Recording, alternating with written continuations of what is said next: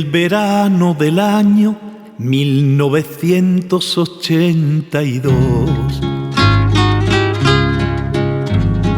en San Vicente de Alcántara, provincia de Badajoz, que es la suya Plácido Ramírez, el poeta,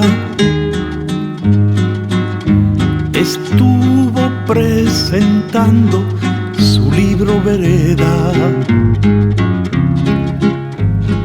Una de las muchachas que al acto asistió, hoy de Plácido es la mujer, la poesía los unió.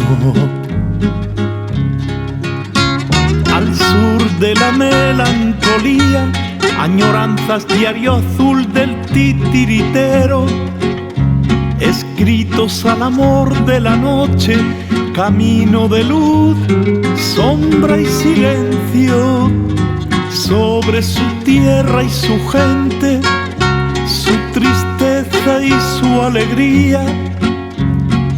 Lo que su alma siente, escribe Plácido día tras día, y sigue al lado de su amor. La poesía los unió.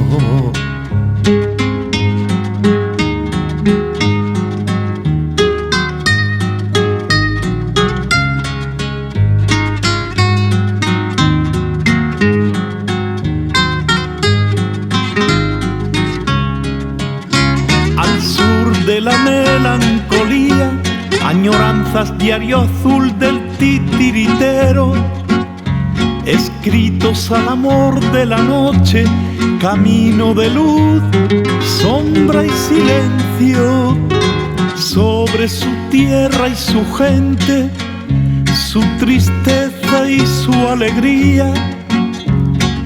Lo que su alma siente, escribe Plácido día tras día, y sigue al lado de su amor. La poesía los unió.